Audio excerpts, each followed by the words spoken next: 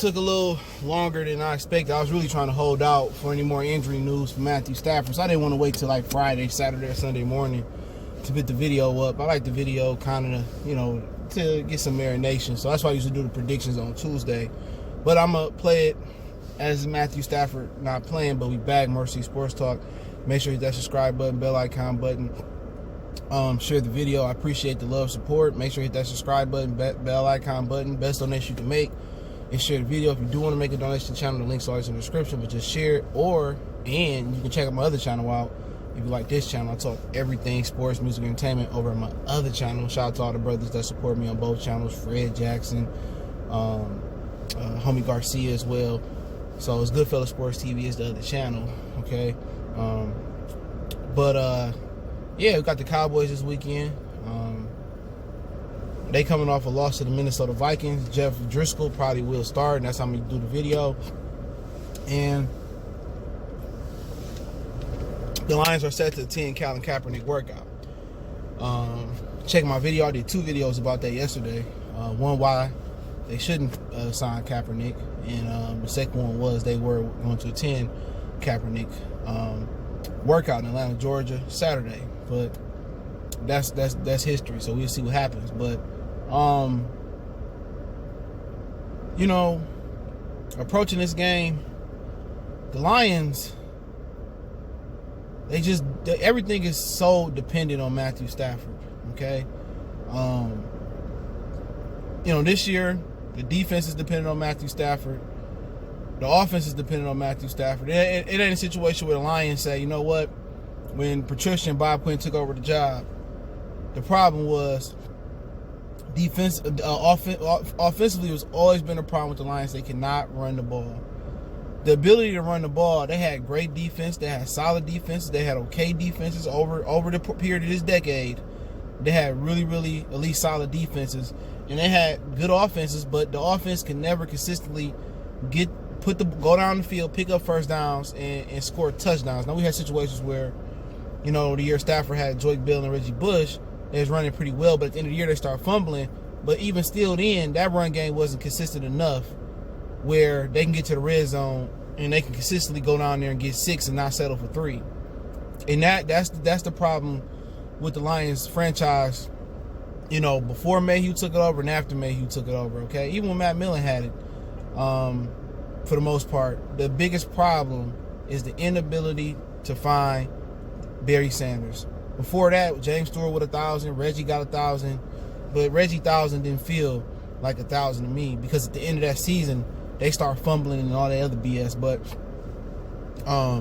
the problem is the inability to run the ball. And when they did run the ball with success back then, Stafford had 40-something touchdowns. His interceptions went down. So, my thing about being hard on Stafford was this, okay? You've been here 10 years, 11 years, and you never won nothing. Nobody has, even if it was his fault, there's plenty of other good quarterbacks that got passed on because they didn't, in less time, because they wasn't what they, thought they would be, and then they switched sceneries and they became a better quarterback. And for Matthew Stafford's sake, that should happen. The Rams they rolled Sam Bradford as long as he could. They found out he wasn't shit, moved on from him. Same thing with Nick Foles. He had a good season with the Eagles one year. Then they got rid of him because he couldn't really live up to the bill. St. Louis, LA, whatever. St. Louis, they got rid of him. He came back to Eagles, found his fit. Drew Brees, he wasn't the ideal fit for San Diego. For whatever reason it was, they drafted Phillip Rivers. He went to New Orleans after the shoulder injury, and he blew up. So, for Matthew Stafford's sake, he should have wished that happened. He can say, his wife can say all this stuff, we were Detroit till we die, whoop-de-whoop, blase blah, but his career would be a lot different if he wasn't with this shitstorm organization that's being run by the Fords, all right? But the inability to run the ball has been the problem. Had they been able to run the ball, the passing lanes would be a lot bigger for Jeff Driskel, especially with his mobility. You know what I'm saying? But Sunday, the Cowboys going to be prepared for Jeff Driskel getting out on the edge. They're going to try to keep him in the pocket. They're going to be disciplined. The edge rusher's going to be disciplined.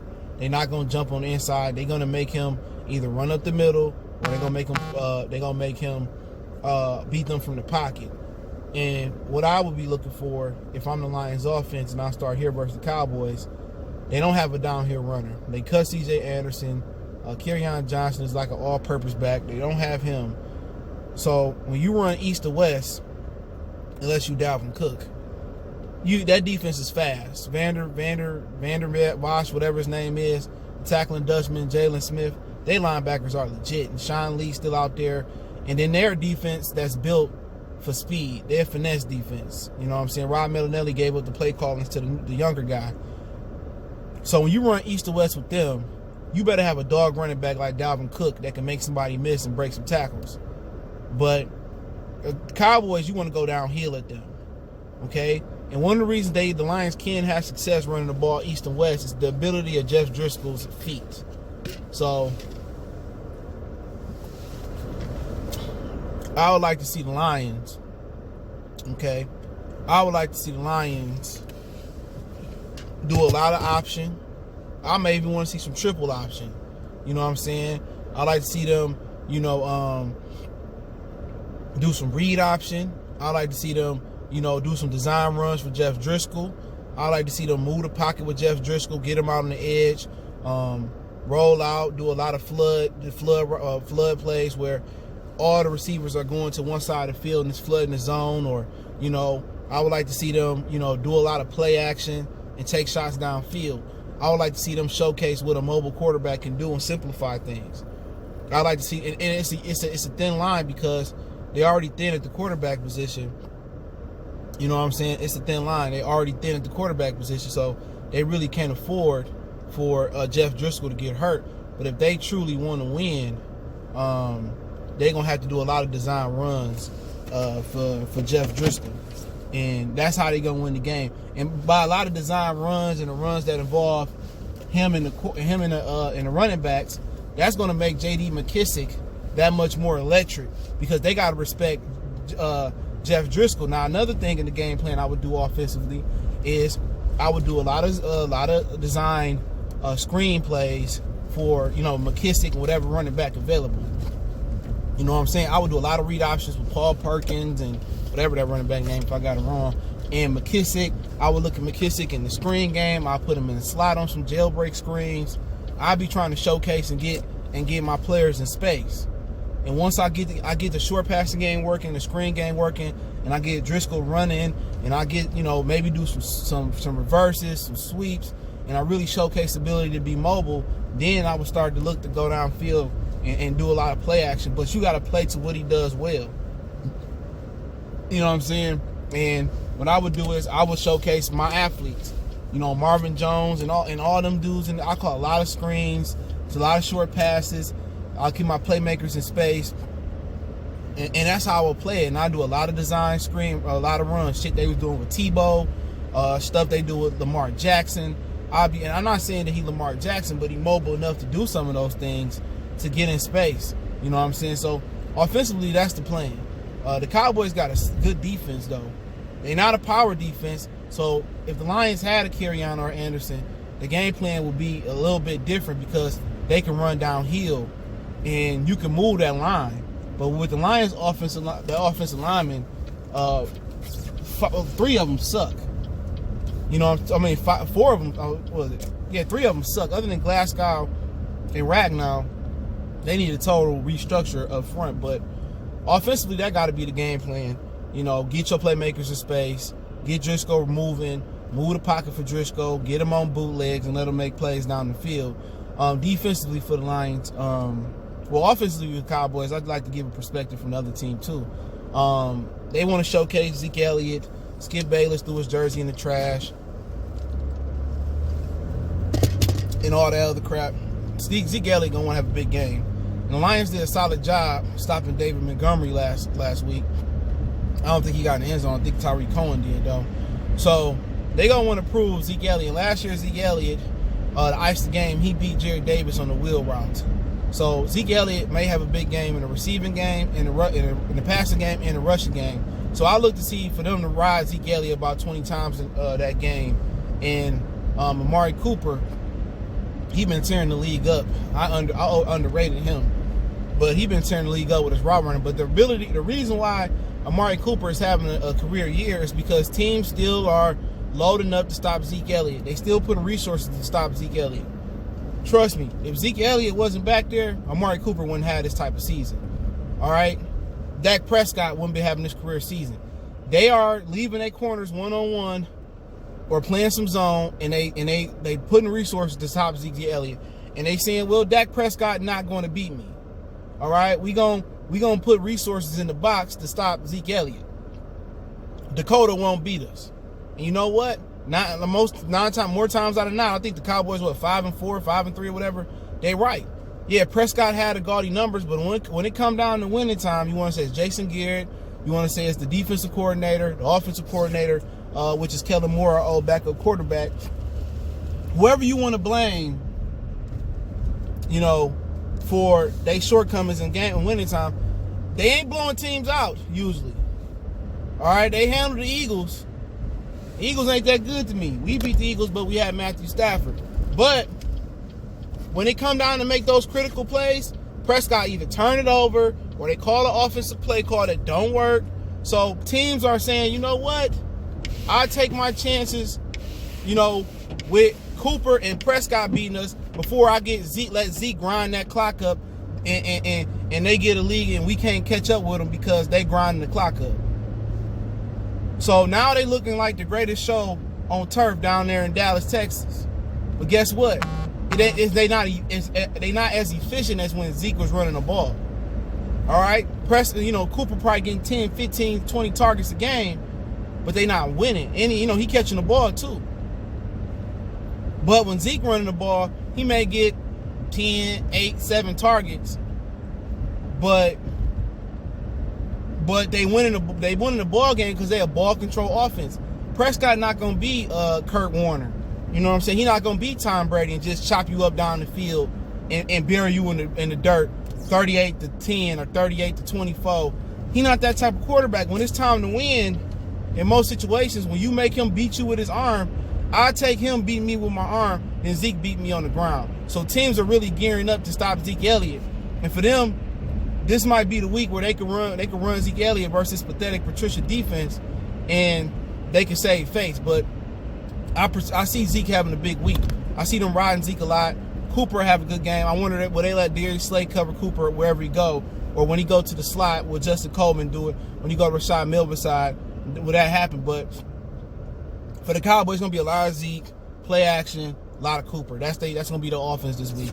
All right, Lions have been guarding tight ends better this year than they have in the past.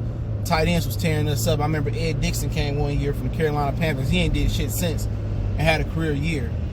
Okay, but that's just the situation with what the Cowboys gonna do Sunday. Now for the Lions defensively, either you gonna stack it, either you gonna stack the box against Zeke like everybody else and dare Prescott to beat you, which he will this week because Driskel can't put up those points. But if you stack the box up against Zeke, then you need Darius Slay to cover Amari Cooper. Okay? Or you wanna double Amari Cooper, and then where if you go to the slot, you bracket him or you double him with Coleman and whoever, and then you got to just watch Michael Gallup, stretching the field, which he's had problems with drops this year a little bit. But I like him as a good number 2. I think he could be a Pro Bowl number 2 in his future. But I think that's what you got to do. If you're gonna put resources to stop Zeke, then Slay got to carry Cooper wherever he go, or you're gonna have to double him, and then you have to be Witten or Zeke out the backfield to beat you.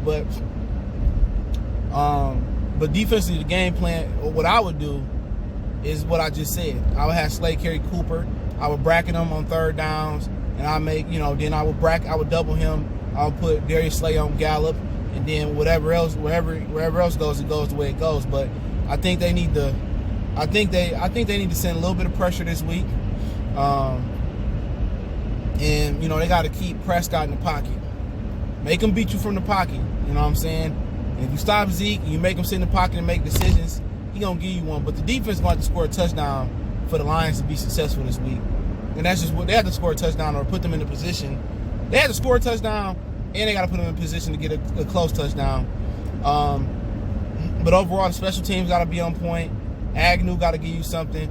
They may want to play around with Darius Slay was joking around. They may want to actually take his advice and put him at kick return so he can get some type of explosive plays. But this was a game that I circle my calendar every year we play the Cowboys, and unfortunately, Matthew Stafford won't be a part of it. And if Stafford was, I think this would be a way more competitive game than it should be. Or should the Lions have drafted a quarterback over the years, a developmental quarterback, he should be ready for this game. But they never drafted a developmental quarterback, and I think Dakota Prescott has a huge game.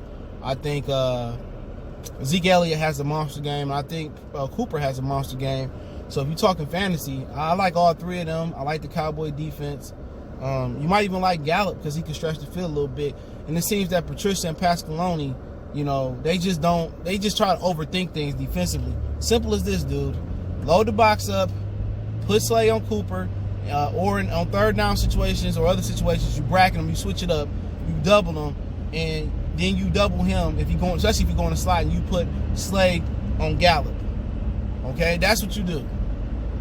Mix in a little zone coverage, mix in some more zone, play more, keep playing your man coverage, but you got to send some heat too every now and again. This ain't a huge blitz week because Prescott can break the pocket.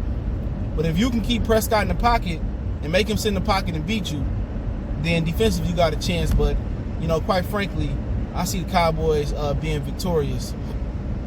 I think it's going to be like 35 to like 12, 13. I'll give them 13 points. If Matthew Stafford play, I think it's going to be a lot more competitive than that, and I think the Lions have a good chance to win. But with that defense and, just that sorry defense they got, man, they sorry as hell. You know what I'm saying? Trubisky really only got 2 touchdowns because of the Driskel turnover last week, but he shouldn't have got that shit. They sorry as hell. I'm sorry. That defense, man, and like I said before, I know a lot of people will be itching. I know he ain't gonna say this. Yeah, I miss Terrell Austin. Terrell Austin defense wasn't a problem when Terrell Austin was here. Terrell Austin is a better defensive coordinator than Pasqualoni and Patricia. Patricia put some good game plans together every now and again, but Terrell Austin defense was better. Okay, Terrell Austin never would have spent that money on or told him to spend that money on Trey Flowers. But Trey Flowers been showing up a little bit, so I'll give the drummer some. But I like the Cowboys 35-13. Stafford plays a different score. I think it's a lot more competitive, but I doubt if you play. But let me know what you think. It's making me sick to pick the Cowboys, but they healthy. They got a better team, and quite honestly, I don't know what the Lions are doing defensively and offensively. I really can't put a finger on it, but hey, SportsDetroit Talk. Don't forget, we on Facebook, Instagram, Twitter. Reach out to the email if you have a business question, inquiry, sponsorship, video question, want to make a donation. That link's in the description. Best way to donate is share the video. And don't forget, you can check my other channel out, Goodfellas Sports TV, for more sports, music, entertainment. Still bump the Cowboys, man. And Jerry Jones, the Crypt Keeper. But hey, I think they got us this week. But hopefully, if we win, I'll be happy as hell. I'll definitely rub it in their face. But the game loses some pizzazz. It loses some sauce because Matthew Stafford not there. And then they didn't have a contingency plan behind Matthew Stafford, which I think Bob Quinn and Patricia should be fired. But once again, I don't think it's their fault. I don't think Martha wanted to or the Lions ownership, Martha didn't want to put no pressure on Stafford.